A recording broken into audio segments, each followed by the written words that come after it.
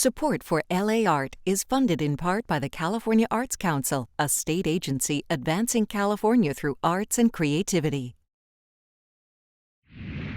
Hello, I'm Maria Hall Brown. We are here at the fabulous Virginia Robinson Estate and Gardens, and this is LAART. With an incredible passion, Bernard and Shirley Kinsey have amassed the largest personal collection of African American art, artifacts, and documents that span over 400 years of history.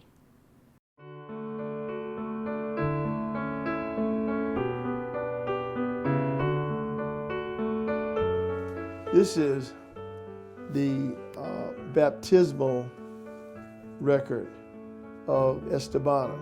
These documents were lost for 163 years until the Catholic diocese in St. Augustine rediscovered those. And in terms of going through this, they found this document from 1595 of an African American girl named Estebana. This is the oldest book that we own. This is Leo Africanus, 1600. And what's extraordinary about this young man was named by Pope Pius X and was really commissioned to go into what we think of as Black Africa, to write about what he saw. And that's what this book is. And what he saw was a great civilization of scientists, astronomers, people that practiced in medicine in the 15th and 16th century.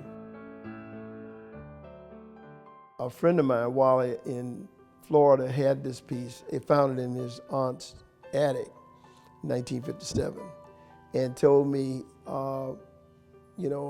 he found this piece. He didn't tell me what it was, although I thought I knew. So he sent it to me the next day, FedEx, and I opened this piece up. And to be honest with you, it just changed my life, just right there. And here I am holding this document, 1832, this brother's being sold for $550. And I just couldn't believe it. It just hit me, it just struck me right in my heart. So I then said, I want to know everything about how we got into this predicament.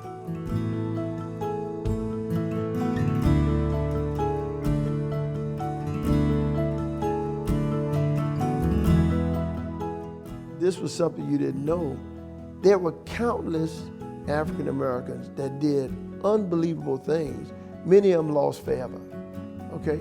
So what we've tried to do is to assemble as much of this history as possible in a tangible way.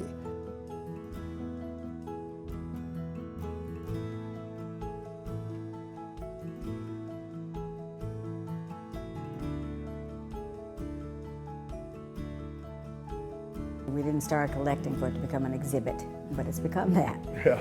But when Khalil was younger, especially in high school, 8th, 9th, 10th grade, somewhere there, and his friends, we always invited his friends over for 4th of July, New Year's, anytime there was something going on, they were always here. And Bernard would take them downstairs, where you're gonna go, and actually give them a history lesson, and they wouldn't want to leave. And to hear all about these people who've done wonderful things that they don't hear about. I always say Black History Month is February. Kids in school always get the 3 or 4 people every year, regardless of what grade they're in. They talk about those same people. But there are other people who did wonderful things, and their stories have never been told. And so that's kind of what happens with this too. We feel really like caretakers, that we have stuff, material, that really is just precious. It hits me in a certain way, just because, for one, the fact that my parents were so diligent and so, in amassing this type of collection, but also the effect that it's having and the viewership that it's garnered and all of that. But when I do get to talk with the visitors, the initial visitors, just seeing I've seen people drop to the floor, I've seen people cry, I've seen people, just being overjoyed by learning this information, or just the fact that it's being shared on, on a public platform. Art is really the manifestation of culture. Without it, it dies. Your culture dies.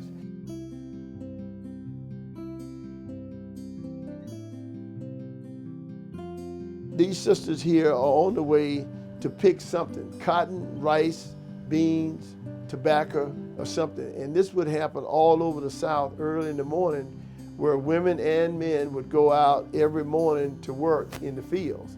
And that's what this depiction is. This is Shirley's favorite piece. This is I Lee always say, Smith. if my little house is still standing, but if it was torn down, it would look about like that. And I used to say that was me jumping rope, Looking out into the future. Didn't know where I was going, but going somewhere.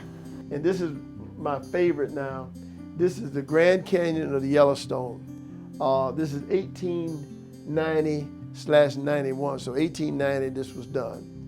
She painted on both sides here. But still lifes were the way, I mean, you had a chance of maybe selling that. You couldn't sell something, you But know. she went on to become an abstract artist. Yeah. And painted, it was the first African American woman to have her work shown at the Guggenheim in New York. I am immeasurably proud of my parents. Every day I learn something from them continually. I get to work with them, and I never, if you'd asked me 10 years ago if I'd be working with my parents, there wouldn't have been a chance.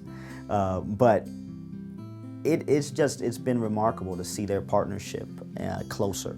If we had kept what we were doing to ourselves, I think about it this way. We may have had 200 people in the last 6 to 8 years see it. May. You follow me? Because I don't even let everybody that comes in the house go downstairs. That ain't one of the things we do.